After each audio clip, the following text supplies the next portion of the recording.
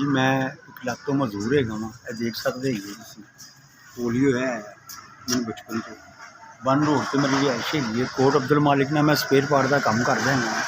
ਉੱਥੇ ਮਸ਼ੀਨਾਂ ਦੇ ਪਾਰਟ ਬਣਦੇ ਹੈਗੇ ਨੇ।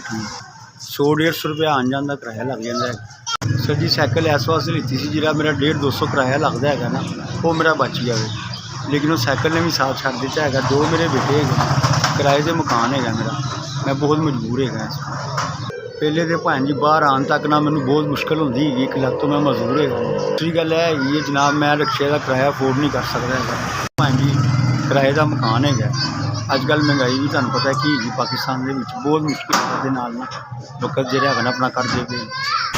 ਮੈਂ ਇਹਨੂੰ ਸੈਕਿੰਡ ਹੈਂਡ ਲਿੱਤਾ ਹੈਗਾ ਸੀ, ਠੀਕ ਹੈ। ਹੁਣ ਇਹਨੂੰ 3-4 ਸਾਲ ਹੋ ਗਏ ਲਿੱਤੇ ਹੈ। ਮਾਰਾ ਬੰਦਾ ਹੈਗਾ ਭੈਣ ਜੀ, ਅਗਲਾ ਟਾਇਰ ਨਾਲ ਬਿਲਕੁਲ ਇਹਦਾ ਬੈਠ ਗਿਆ ਹੈਗਾ। ਟਾਇਰ ਟਿਊਬ ਵੀ ਪੈਣੀ ਹੈਗੀ ਠੀਕ ਹੈ। ਗੁੰਜਾਇਸ਼ ਮੇਰੀ ਨਹੀਂ ਹੈਗੀ ਕਿ ਮੈਂ ਇੱਥੇ ਨਾ ਪੈਸੇ ਲਗਾਵਾਂ, ਕਿਉਂਕਿ ਜਿਹੜੀ ਮਜ਼ਦੂਰੀ ਵੀ ਭੈਣ ਜੀ ਪੂਰੀ ਮਿਲਦੀ ਹੈ। ਮਕਾਨ ਦੇ ਕਿਰਾਏ ਵੀ ਠੀਕ ਹੈ ਨਹੀਂ ਅਫੋਰਡ ਹੋ ਰਿਹਾ, ਬਹੁਤ ਪਰੇਸ਼ਾਨ ਹੈ। ਤੁਹਾਡੀ ਮਿਹਰਬਾਨੀ ਮੇਰੀ ਮਦਦ ਕੀਤੀ ਜਾਵੇ, ਮੈਂ ਆਪਣੇ ਬੱਚਿਆਂ ਦੀ ਰੋਜ਼ੀ ਰੋਟੀ ਕਮਾ ਲਵਾਂ। ਮਿਹਰਬਾਨੀ ਹੋਵੇਗੀ।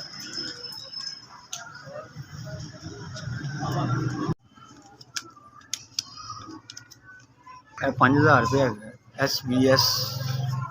ਜਨਾਬ ਅੱਲਾਹ ਪਾਕ ਤੁਹਾਨੂੰ ਖੁਸ਼ ਰੱਖੇ। ਤੁਸੀਂ ਸਾਡੇ ਵਰਗੇ ਲੋਕਾਂ ਦੀ ਮਦਦ ਕਰ ਰਹੇ ਹੋ। ਸਾਨੂੰ ਕਿਸੇ ਰਿਸ਼ਤੇਦਾਰ ਦੇ ਅੱਗੇ ਹੱਥ ਨਹੀਂ ਫੈਲਾਉਣਾ ਪੈਂਦਾ ਹੈਗਾ, ਸਾਡਾ ਭਰਮ ਰਹਿ ਜਾਂਦਾ ਹੈਗਾ। ਅੱਲਾਹ ਪਾਕ ਤੁਹਾਨੂੰ ਹੋਰ ਜ਼ਿਆਦਾ ਤੌਫੀਕ ਅਤਾ ਫਰਮਾਏ। ਅੱਲਾਹ ਪਾਕ ਤੁਹਾਨੂੰ ਤੰਦਰੁਸਤ ਰੱਖੇ। ਇਸ ਤਰ੍ਹਾਂ ਹੀ ਤੁਸੀਂ ਮਦਦ ਕਰਦੇ ਰਹੋ ਲੋਕਾਂ ਦੀ। SBS ਤੁਸੀਂ ਮੇਰੀ ਮਦਦ ਕੀਤੀ ਹੈ 5000 ਰੁਪਏ ਦੀ। ਇਹਦੀ ਮੈਂ ਸਾਈਕਲ ਆਪਣੀ ਠੀਕ ਕਰਾ ਲਾਂਗਾ, ਕੁਛ ਬੱਚਿਆਂ ਵਾਸਤੇ ਲੈ ਜਾਵਾਂਗਾ। ਅੱਲਾਹ ਤੁਹਾਨੂੰ ਖੁਸ਼ ਰੱਖੇ।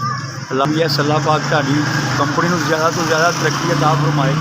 ਪੂਰੀ ਦੁਨੀਆ 'ਚ ਤੁਹਾਡਾ ਨਾਮ ਹੋਵੇ, ਤੁਸੀਂ ਰੋਸ਼ਨ ਰਹੋ ਹਰ ਟਾਈਮ ਠੀਕ ਹੈ। ਤੁਹਾਡਾ ਦਿਲ ਇਸ ਤਰ੍ਹਾਂ ਹੀ ਅੱਲਾਹ ਪਾਕ ਰੱਖੇ, ਇੰਝ ਹੀ ਮਦਦ ਕਰਦੇ ਰਹੋ ਤੁਸੀਂ ਲੋਕਾਂ ਦੀ।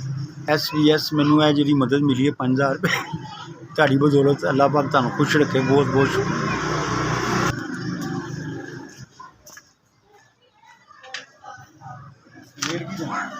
अस्सलाम वालेकुम सर।